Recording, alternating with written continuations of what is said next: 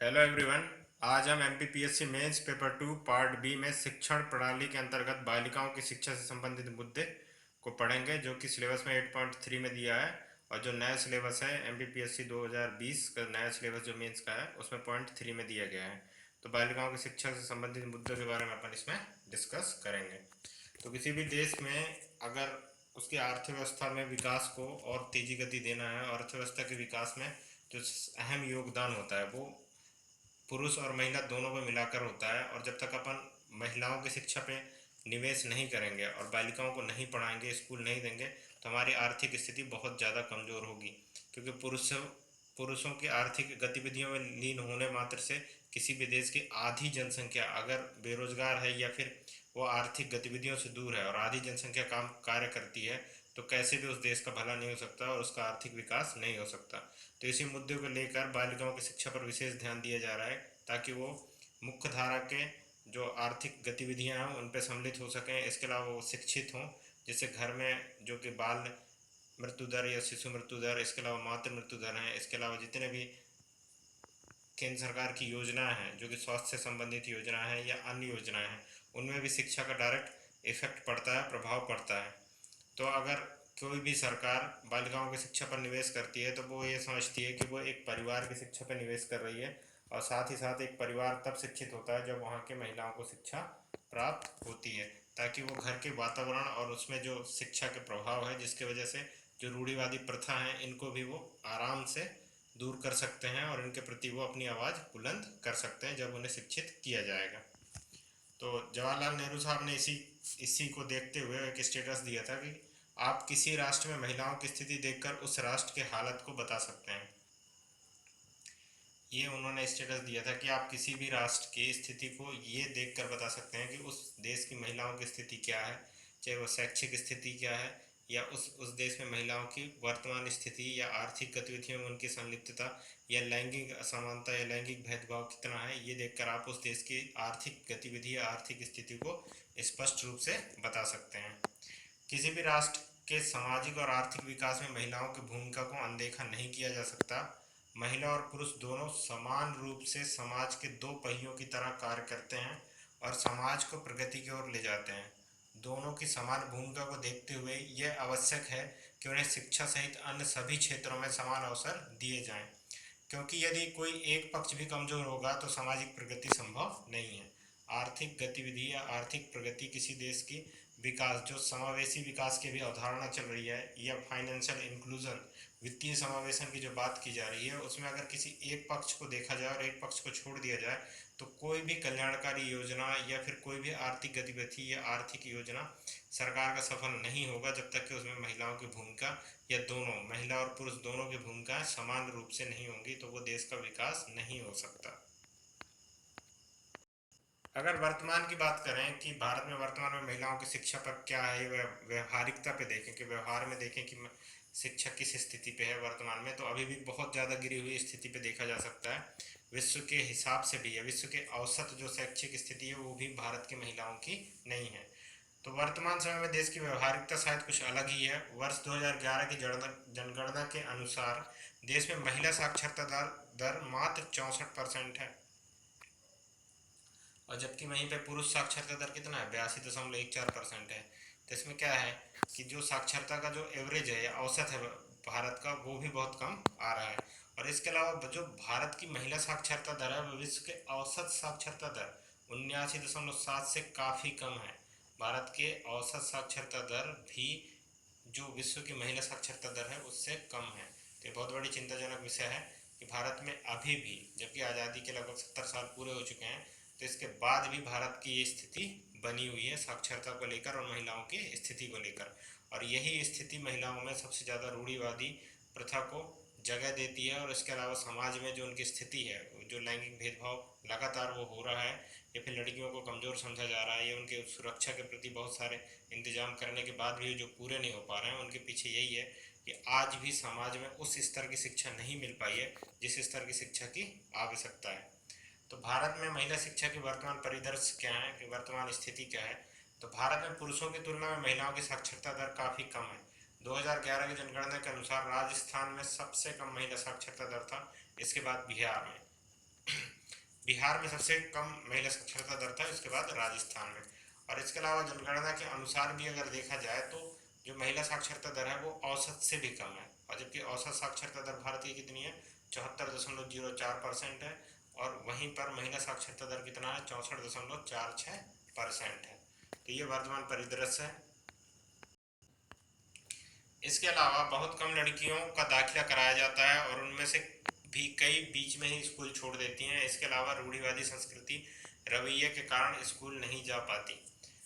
एक तो बहुत बड़ा कारण ये है कि लड़कियों का जो नामांकन है किसी भी स्कूल में, सरकारी स्कूल में, वो लड़कों की तुलना में बहुत कम देखा जाता है। अगर किसी स्कूल में 100 लड़कियां या 100 बच्चों की सीट है तो वहाँ पर आप ये देखेंगे कि 30 लड़कियों का नामांकन होगा, वहीं पर 70 लड़कों का नामांकन होगा। तो जो एवरेज है वो 70-30 का है। ये एक पहला कारण है। इसके अलावा रूढ़िवादी संस्कृति के कारण जो गाँव के लोग हैं या भी ग्रामीण क्षेत्रों में निवासरत हैं वो लड़कियों को शिक्षा के लिए नहीं भेजते। इसका कारण यही है कि वो समाज में यही चाहते हैं कि उन्हें शादी करना है और इसके अलावा घर गृहस्थी संभालना है। तो उन्हें उस तरह से नहीं देखा जाता कि वो आर्थिक गतिविधि में भाग ले सकें। और अगर कोई लड़की पढ़ भी जाती है तो उसे आगे पढ़ने या फिर कोई बाहर कार्य करने के लिए अलाउ नहीं किया जाता। ये भी एक कारण है। इसके अलावा अध्ययनों के अनुसार भारत में 15 से 24 वर्ष आयु वर्ग की युवा महिलाओं की बेरोजगारी दर 11.5% है, जबकि समान आयु वर्ग के युवा पुरुषों में 9.5% है। अभी कोरोना के कारण ये बेरोजगारी दर और बढ़ गई है। तो ये भी एक बहुत चिंताजनक विषय है कि जहाँ पर पुरुषों की बेरोजगारी दर 9.5 है, वही महिलाओं की बेरोजगारी दर 11.5 है। ये समान एजुकेशन में है इतना बेरोजगारी दर। अगर आप पूरी स्थिति पे देखेंगे तो महिलाओं की साक्षरता दर तो वैसे ही कम है, तो बेरोजगारी दर उनका पुरुषों की बेरोजगारी दर से लगभग दुगना है। तो ये भी एक इम्पॉर्टेंट है कि इस चीज़ पर भी ध्यान देने की आवश्यकता है भारत सरकार को।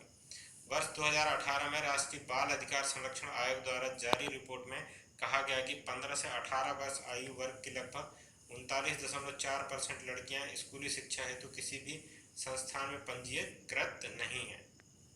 सिर्फ 60% लड़कियां ही पंजीकृत हो पाती हैं, किसी संस्थान में या शिक्षण संस्थान में नामांकन हो पाता है।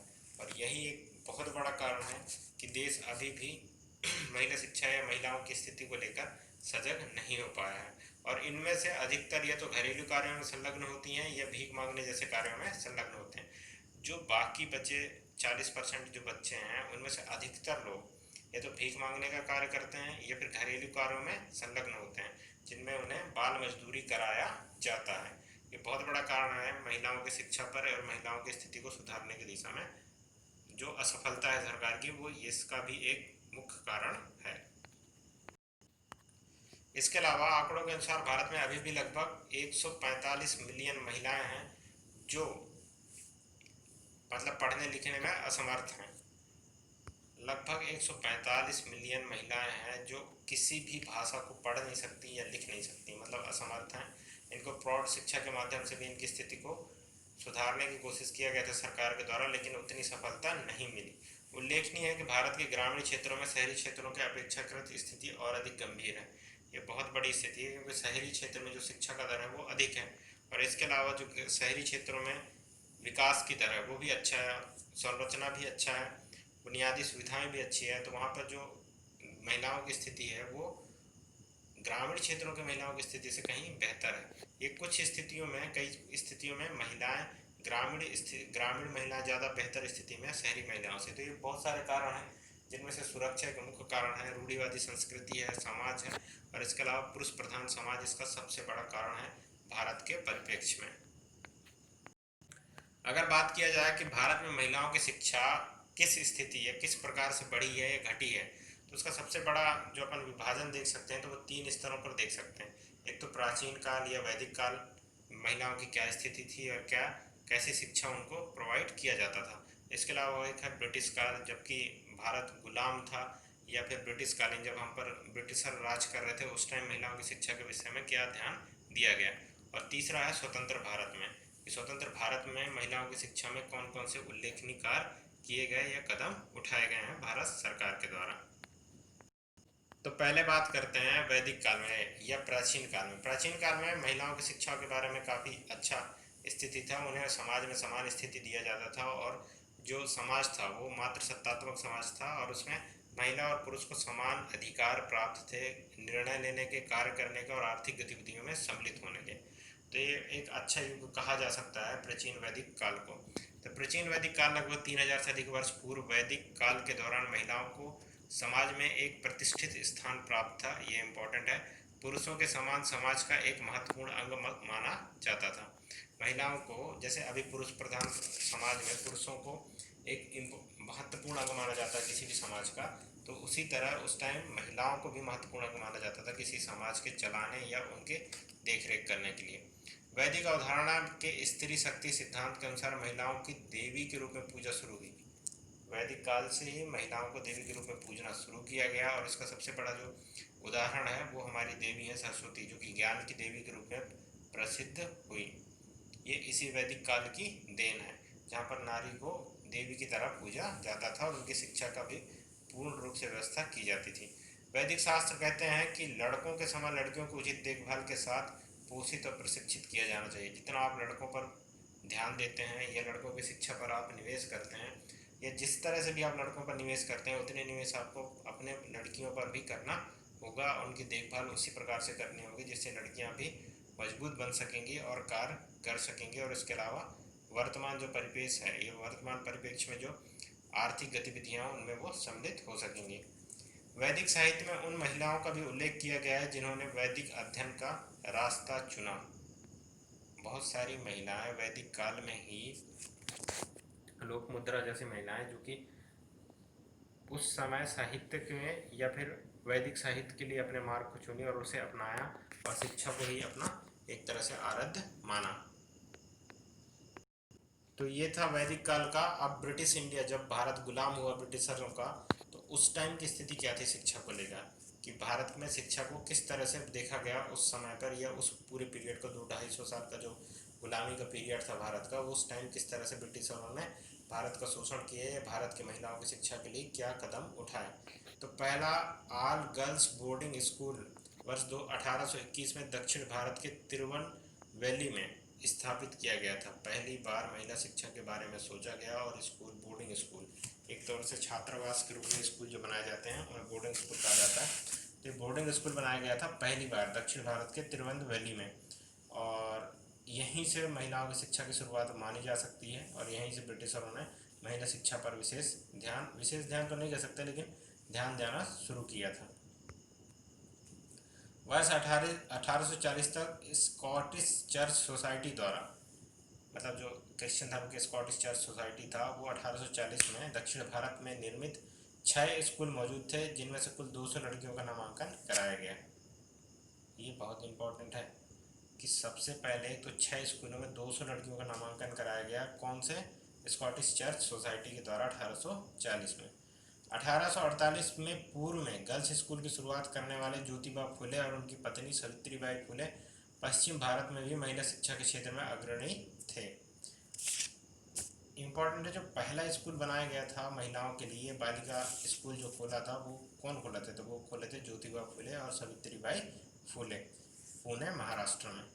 ठीक है। इसके अलावा पश्चिम भारत में महिला शिक्षा की शुरुआत पूर्व में गर्ल्स स्कूल निर्माण से हुआ। उल्लेखनीय है कि 1850 तक मद्रास मिशनरियों ने स्कूल में लगभग 8000 से अधिक लड़कियों का नामांकन कराया गया था। 1850 आते आते तक महिलाओं की शिक्षा के बारे में सोचा जाने लगा और 8000 से अधिक लड़कियों का नामांकन कराया गया।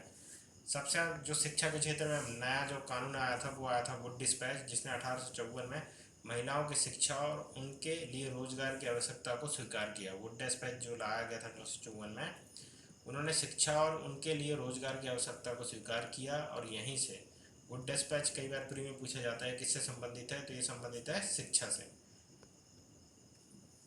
वर्ष 1879 में स्थापित बेंथुन कॉलेज वर्तमान में एशिया का सबसे पुराना महिला कॉलेज है। तो ये याद होना चाहिए, बेंथुन कॉलेज एशिया का सबसे पुराना कॉलेज है। गौरतलब है कि महिलाओं की समग्र साक्षरता वर्ष 1882 में 0.2% से बढ़कर वर्ष 1947 में 6% हो गई थी।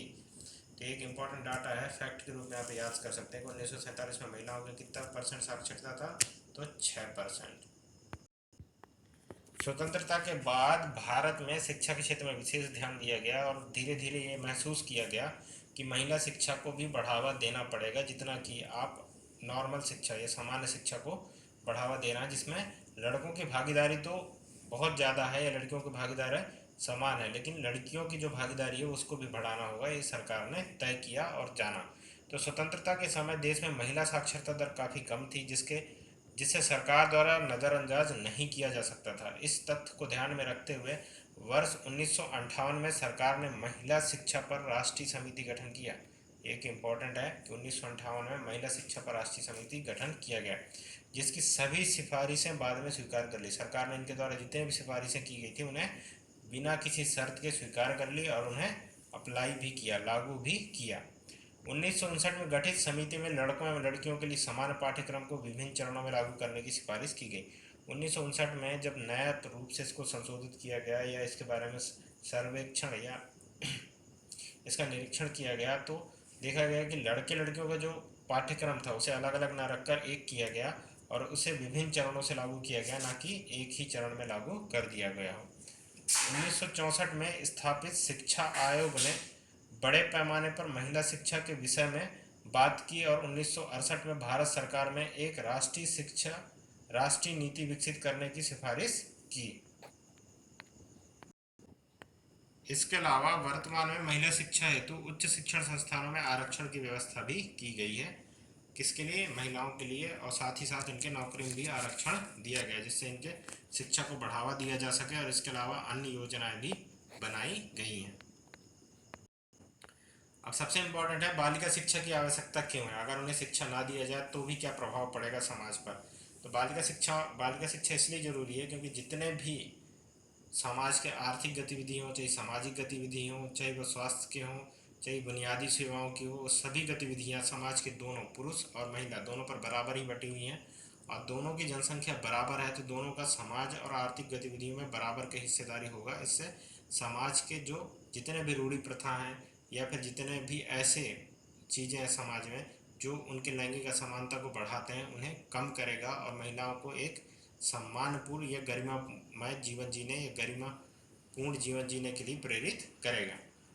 तो महिलाओं को शिक्षित करना भारत में कई सामाजिक बुराइयों जैसे दहेज प्रथा, कन्या भ्रूण हत्या और कार्यस्थल पर उत्पीड़न आदि को दूर करने की कुंजी साबित हो सकती है। मतलब ये सारी चीज़ें शून्य हो सकती हैं अगर महिलाओं को सही रूप से शिक्षित किया जाए। तो अभी कई जगह महिला थानाएं खुल रही हैं। इसके अलावा महिलाओं के लिए अलग से ऑफिस, महिला रेलवे स्टेशन, इस तरह से बहुत सारे प्रयास किए जा रहे हैं महिला सशक्तिकरण के क्षेत्र में, लेकिन अभी भी वो स्थिति प्राप्त नहीं कर पा रहे हैं महिलाएं, या समाज में वो स्थिति नहीं दे पा रही है क्योंकि समाज पुरुष प्रधान है, जहाँ पर महिलाओं के अधिकारों को दबाया जाता है। आर्थिक विकास में सहायक अधिक से अधिक शिक्षित महिलाएं देश के श्रम बल में हिस्सा ले पाएंगे।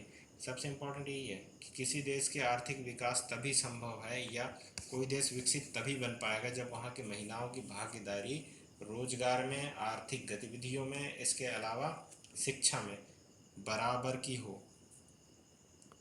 स्वास्थ्य मंत्रालय द्वारा जारी सर्वेक्षण में बच्चों को पोषण स्थिति और उनकी माताओं की शिक्षा के बीच सीधा संबंध देखा गया है। ये इम्पोर्टेंट है कि बच्चों की पोषण या फिर जितने भी शिशु हैं उनके पोषण या हेल्थ का डायरेक्ट कनेक्शन माताओं की शिक्षा पर देखा गया है। जो शिक्षित महिलाएं हैं उनके बच्चे अधिक पोषित हैं, उन्हें अधिक अच्छा न्यूट्रिशन और उनके संतुलित आहार मिल पा रहा है उन्हें, और वहीं पर जो अशिक्षित हैं वो कैसे भी आहार या किस तरह से बीमारियों या कुपोषण के शिकार में गिरफ्त में लगातार आने की उनकी संभावना सबसे अधिक होती है। और इसके अलावा एक अन्य सर्वेक्षण के अनुसार महिलाएं जितनी अधिक शिक्षित होती हैं बच्चों को उतना ही अधिक पोषण मिलता है। ये इम्पोर्टेंट है कि जितनी अधिक महिलाएं शिक्षित होंगी उतना अधिक उन बच्चों को पोषण प्राप्त हो सकेगा।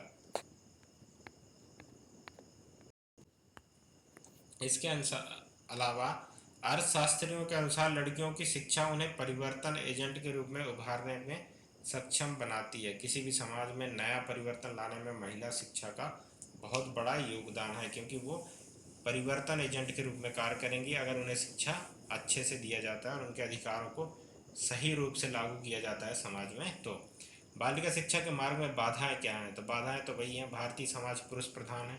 सबसे पहले बाधा तो यही है कि महिलाओं को पुरुषों के बराबर सामाजिक दर्जा नहीं दिया जाता है। ग्रामीण क्षेत्रों की अपेक्षा शहरी क्षेत्रों के में हालत ठीक है, पर अभी भी भेदभाव जारी है। महिला शिक्षाओं का जो अधिकार है या महिलाओं के जो अधिकार हैं, बालिकाओं के जो अधिकार हैं, उन्हें लगातार दबाया जाता है।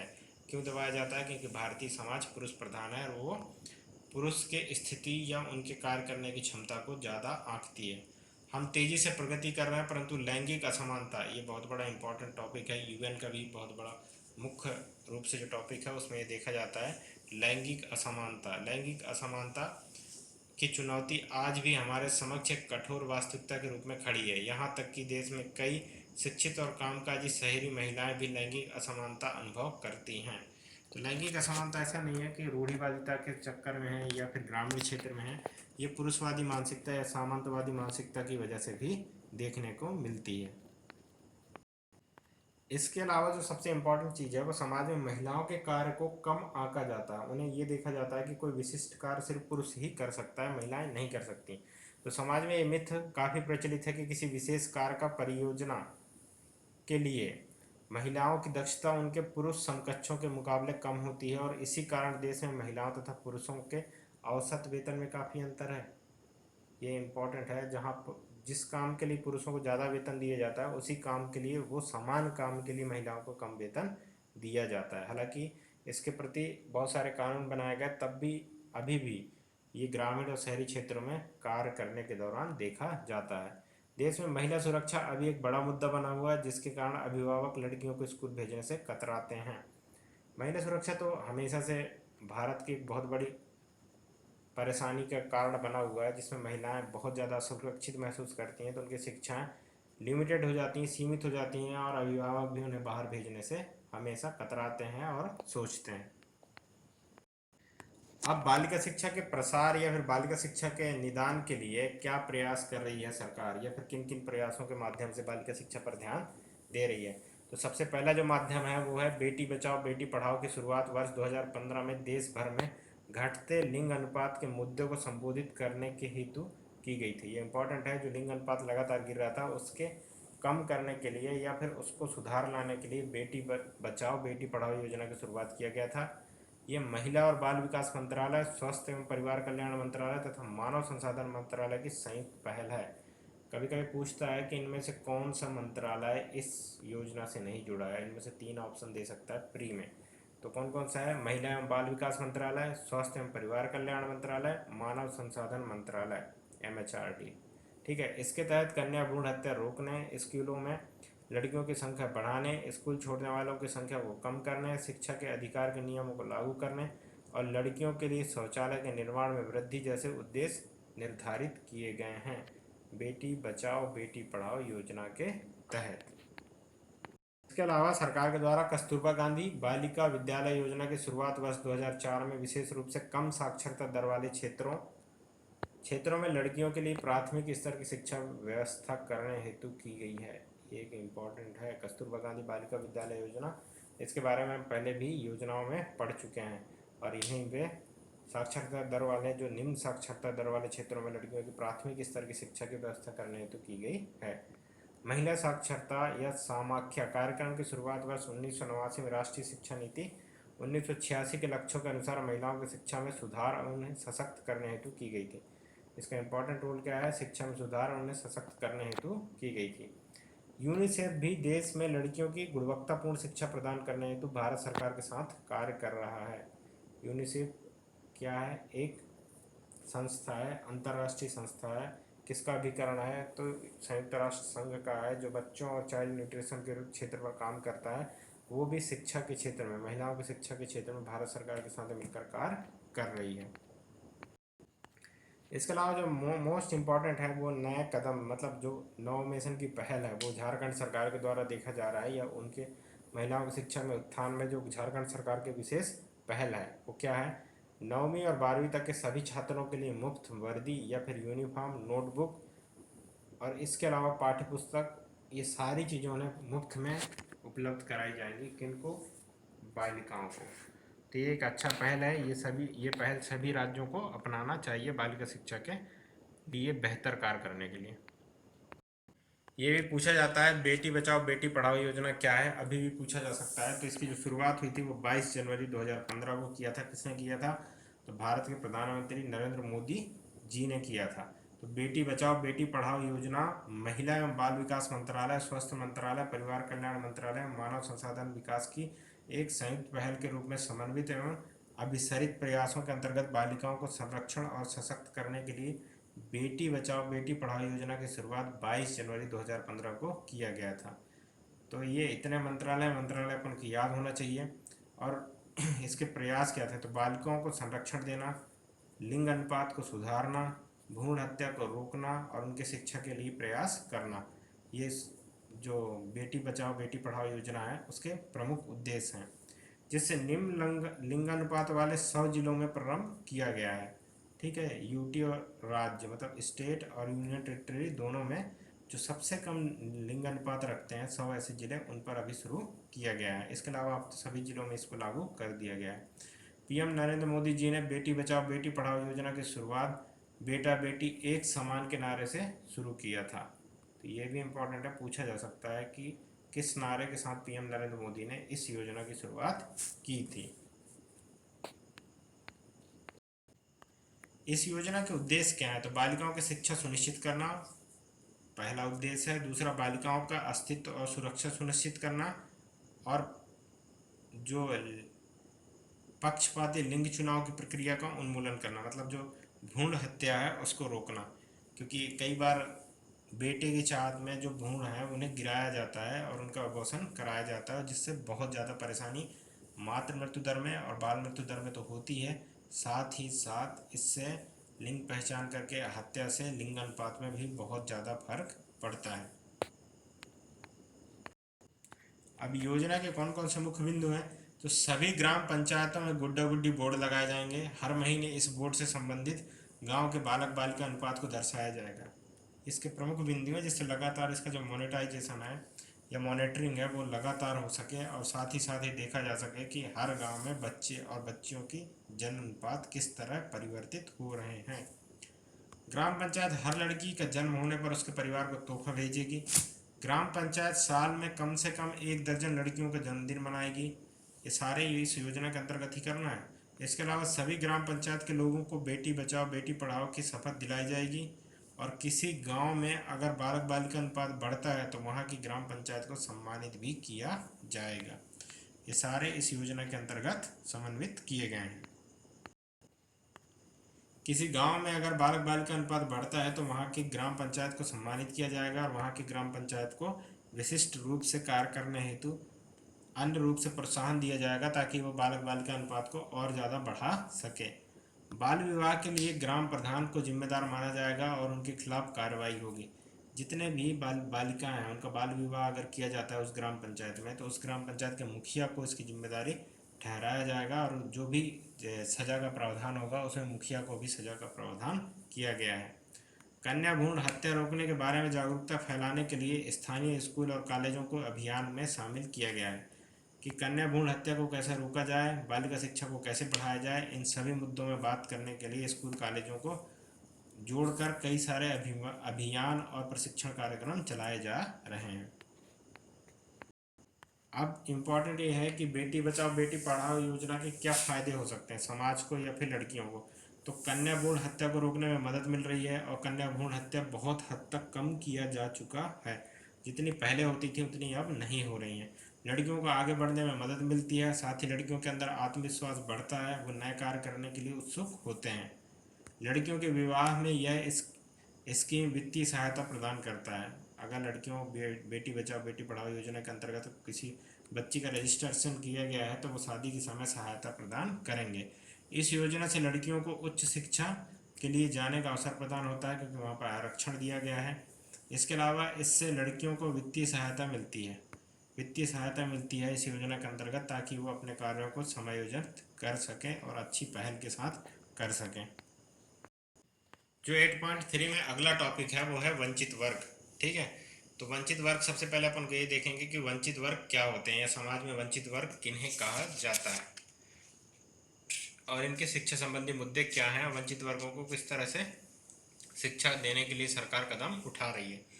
तो वंचित वर्ग एक लंबे समय तक सामाजिक बहिष्कार होने के कारण समाज का एक वर्ग व्यक्तिगत वृद्धि एवं विकास के लिए आवश्यक अवसरों से वंचित रहता है उसको वंचित वर्ग कहते हैं। किसके अनुसार?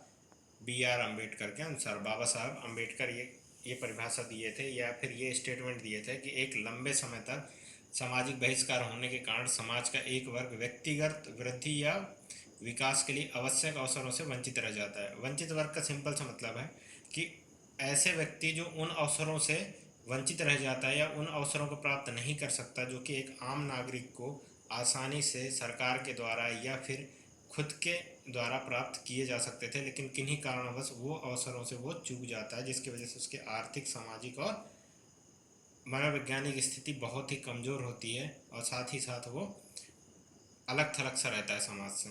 तो इसको दूर किया कैसे जा सकता है? तो सबसे पहले तो संवैधानिक प्रावधान की बात करते हैं। तो संविधान के अनुच्छेद जो नीति निर्देशक तत्व हैं उसके अनुच्छेद या आर्टिकल 6 के अनुसार राज्य विशेष सावधानी के साथ समाज के कमज़ोर वर्गों विशेषकर ST SC की शैक्षणिक एवं सभी प्रकार के सामाजिक शोषण से उनकी रक्षा करेगा। ये एक इम्पॉर्टेंट है, संवैधानिक प्रावधान है। सबसे पहले तो आपको यही याद होना चाहिए कि नीति निर्देशक तत्व के अंतर्गत ये प्रावधान किया गया है, अनुच्छेद 46 में किया गया है।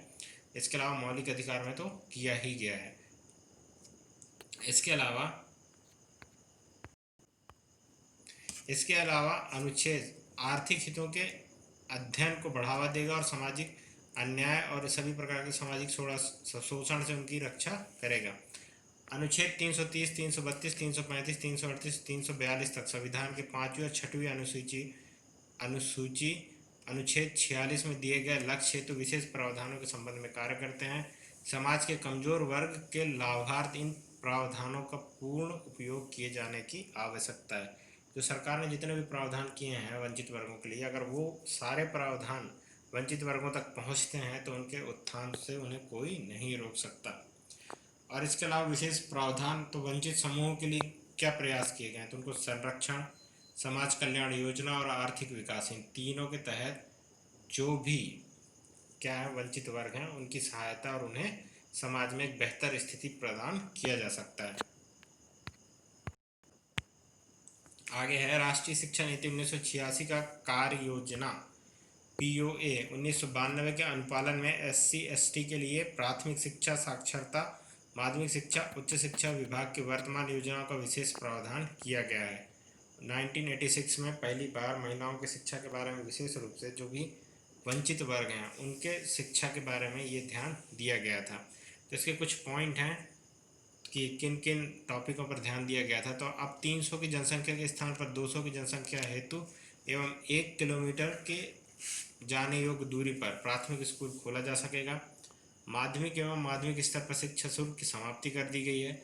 निःशुल्क पुस्तकें, वर्दी, यूनिफॉर्म मतलब स्टेशनरी, स्कूल बैग इत्यादि उपलब्ध कराए जाएंगे। 86वां संविधान संशोधन 2002 के अनुसार अनिवार्य एवं निःशुल्क शिक्षा का प्रावधान किया गया है। ये भी विशेष प्रावधानों में से ही एक है। इसमें जो भी ST SC के स्टूडेंट हैं उन्हें विशेष रूप से आरक्षण देकर उन्हें उनके सीट आरक्षित किए गए हैं। कहाँ पर? सरकारी स्कूल या निजी स्कूलों पर। इसके अलावा सर्व शिक्षा अभियान का सार्वभौमिकरण प्राथमिक शिक्षा, इसे अपनाया गया और ये काफ़ी सफल भी रहा है, जिसकी वजह से साक्षरता दर और बालिका नामांकन दर भी बढ़ा है। इस कार्यक्रम के प्रमुख बातें क्या हैं? तो बालिकाओं पर ST SC और अल्पसंख्यक वर्ग की बालिकाओं पर ध्यान देना। जितने भी बालिकाएं होंगे उनमें सबसे विशेष रूप से ध्यान किस पर देना है? ST SC के अल्पसंख्यक वर्ग की बालिकाओं पर ध्यान देना है। विद्यालय छोड़कर जा चुकी बालिकाओं को वापस लाने हेतु अभियान चलाना है। लड़कियों के लिए निःशुल्क पाठ्य पुस्तक की व्यवस्था करना है। बालिकाओं हेतु विशेष कोचिंग और तैयारी कक्षाओं का आयोजन और सीखने के लिए सौहार्दपूर्ण वातावरण बनाना, ये इम्पोर्टेंट है। शिक्षा के समान अवसर को बढ़ावा देने हेतु शिक्षक जागरूकता कार्यक्रम चलाना। बालिका शिक्षा पर विशेष बल और ध्यान देना। 50% महिला शिक्षकों की नियुक्ति करना। 50% महिला शिक्षकों की नियुक्ति करना, ये कार्यक्रम के मुख्य बातें हैं और इसी के तहत ही कार्यक्रम को आगे बढ़ाया जाएगा। आगे है जिला प्राथमिक शिक्षा केंद्र, ये भी वंचित वर्गों की शिक्षा के लिए ही बनाया गया है। बालिकाओं, ST SC, कामकाजी बच्चों, शहरी वंचित बच्चों और विकलांग आदि की शिक्षा के लिए विशेष सहयोग उपलब्ध कराना है। क्या है ये? प्राथमिक शिक्षा कार्यक्रम। जिला प्राथमिक शिक्षा कार्यक्रम के अंतर्गत 60% से अधिक बच्चे SC ST के हैं। जो भी प्राथमिक शिक्षा कार्यक्रम के अंतर्गत प्राथमिक विद्यालय खोले जाते हैं उनमें देखा गया है कि सबसे ज़्यादा SC ST के बच्चे ही 60% बच्चों का नामांकन SC ST कम्युनिटी से आता है। आगे है महिला समाख्या। ये क्या है? महिला समाख्या शैक्षिक पहुंच और उपलब्धि के क्षेत्र में लैंगिक अंतर का निराकरण करेगी। यही इम्पोर्टेंट है, लैंगिक अंतर का निराकरण करती है। इसमें महिलाओं, विशेषतः सामाजिक एवं आर्थिक रूप से पिछड़ी एवं वंचित को ऐसे सशक्तिकरण योग्य बनाना शामिल है। अलग थलग पड़े, आत्मविश्वास की कमी जैसी समस्याओं एवं सामाजिक रूढ़ियों के विरुद्ध खड़े हों। ये है महिला समाख्या योजना। ठीक है। अब ग्रामीण क्षेत्रों में शिक्षा को बनाए रखना और दूरस्थ स्थानों तक शिक्षा की पहुंच को बनाए रखना या बरकरार रखने के लिए शासन द्वारा क्या किया गया? शिक्षा कर्मी अभियान चलाया गया, जो कि अभी भी वर्तमान में शिक्षा कर्मी अभियान के तहत शिक्षा कर्मी कार्यरत हैं। दूर दराज, सामाजिक आर्थिक रूप से पिछड़े क्षेत्रों में प्राथमिक शिक्षा का सार्वभौमिकरण एवं गुणवत्ता सुधार। शिक्षाकर्मी स्कूलों में SC ST छात्रों की संख्या सबसे अधिक होती है। यह नोटिस किया गया है कि 60% छात्र ST SC कम्युनिटी के ही होते हैं। ST SC कम्युनिटी के लिए, अनुसूचित जाति जनजाति के लिए केंद्रीय विद्यालय ने क्या प्रावधान किए हैं? तो नए छात्रों के दाखिले में क्रमशः 15 और 7.5% सीटें SC और ST के छात्रों के लिए आरक्षित किया गया है। केंद्रीय विद्यालय, ये केंद्र सरकार की विद्यालय है। और इसके अलावा ST SC के छात्रों के लिए 12वीं तक शिक्षण शुल्क नहीं लिया जाएगा। चाहे वो किसी प्रकार के शिक्षक ग्रहण करता है, उसे शिक्षण शुल्क नहीं मिलेगा। इसके अलावा नवोदय विद्यालय बहुत ज़्यादा इम्पोर्टेंट है, क्योंकि हर जिले में एक नवोदय विद्यालय होता है। ST SC छात्रों को प्रत्येक जिलों में उनकी जनसंख्या के अनुसार आरक्षण, परंतु यह राष्ट्रीय औसत 22.5%, 15% SC और 7.5% ST से कम नहीं होगा और 50% से अधिक नहीं होगा। नवोदय विद्यालय का सिंपल सा रूल है कि जिस जिले में नवोदय विद्यालय है उस जिले में जितने भी आदिवासी निवास हैं उनके प्रतिशत के हिसाब से ही उनका क्या होगा, प्रतिशत के हिसाब से ही वो ये निकाल पाएंगे कि आपको कितना पैसा देना है या वो कितना पैसा आपको देंगे। अब बात कर लेते हैं NCERT के बारे में। पठन सामग्री के विकास, शैक्षिक तकनीकी परीक्षा सुधारों, शैक्षिक रूप से वंचित वर्गों की शिक्षा पर ध्यान देगी। जितना भी कार्य करेगी NCERT, उसमें वंचित वर्ग और उनके द्वारा चलाए गए योजनाओं का उल्लेख अवश्य होना चाहिए। राष्ट्रीय प्रतिभा खोज योजना के तहत 1000 छात्रवृत्ति प्रदान करता है। कौन? NCERT। इसके अलावा विश्वविद्यालय अनुदान आयोग UGC, इसके बारे में भी जान लो कि आदिवासी या फिर अन्य शिक्षकों के बारे में, वंचित वर्ग की शिक्षा के बारे में क्यों गलत जानकारियां अपलोड कर रही हैं। 113 विश्वविद्यालयों में आयोग द्वारा वित्तीय सहायता उपलब्ध, शिक्षण और गैर शिक्षण प्रवेश, छात्रावास इत्यादि में SC ST क्षेत्र पे 15% एवं 7.5% का आरक्षण सुनिश्चित किया गया है। शुल्क में छूट तथा छात्रवृत्ति सुविधा भी दी गई है। कौन डिसाइड करता है? NCERT। इसके अलावा इनसे बचने के लिए और अन्य भी उपाय हैं, जैसे निर्धन परिवार के बच्चों को छात्रवृत्ति, भोजन, वस्त्र आदि प्रदान करना, छात्रवृत्ति ठीक समय में भुगतान होना, सफाई एवं चर्म शोधन में लगे अभिभावकों के बच्चों को अतिरिक्त मदद, जो भी चर्म शोधन और चमड़े का कार्य कर रहे हैं या बच्चों के कार्य कर रहे हैं उनको अधिक मदद देना। कितना? 2% अधिक मदद कर देना। SC ST के शिक्षकों की भर्ती, मध्याह्न भोजन प्रदान करना, ST लोगों में आश्रम स्कूलों की स्थापना करना, दूरस्थ एवं दुर्गम क्षेत्रों के विद्यालयों की स्थापना नहीं करना। इजली पहुंच क्षेत्र हो वहां पर आपको स्थापित करना है। इसके अलावा जो भी निर्धन परिवार हैं उनको आर्थिक सहायता देना, वित्तीय सहायता देना, ताकि वो बच्चों को घरेलू कार्यों में संलिप्त न कर पाएँ। और इसके अलावा जो बंधुआ मजदूरी है, ऐसे कुरीतियों की तरफ न बढ़ जाए जिससे कि समाज आगे जाकर नष्ट होने की कगार पर पहुंच जाए। तो ये सारी चीज़ों को ध्यान में रखना है। साथ ही साथ समाज में जो विशिष्ट रूप से मैंने बताए हैं उनके बारे में विशिष्ट आपको सोचना है। और इसके अलावा हम जो आगे पढ़ेंगे वो पढ़ेंगे शिक्षण प्रणाली का लास्ट टॉपिक, जिसमें निःशक्त जनों की बात होगी, निःशक्त जनों की शिक्षा, और साथ ही साथ जो कि अल्पसंख्यकों की शिक्षा का टॉपिक बचा है वो भी अगले लेक्चर में कवर कर लिया जाएगा। तो थैंक यू वेरी मच। अगर लेक्चर अच्छा हो तो इसको शेयर करें। तो ये शिक्षण प्रणाली का 8.3 था, जिसमें बालिकाओं की शिक्षा के बारे में बात किया गया। वर्तमान परिदृश्य से लेकर शिक्षा को 3 भागों में बांटा गया। वो 3 भाग थे: प्राचीन काल, मध्यकाल और आधुनिक काल, या प्राचीन काल, ब्रिटिश काल और स्वतंत्र भारत। तो ब्रिटिश इंडिया में भी अपनी छाप बनाए रखो, स्वतंत्र प्रभार, बालक शिक्षा की आवश्यकता और बालिका शिक्षा के निर्माण बाधाएं, ये सारी चीज़ें इसके अंतर्गत पर देखी जाएंगी। तो थैंक यू वेरी मच। अगर लेक्चर अच्छा लगा हो तो इसको शेयर जरूर करें।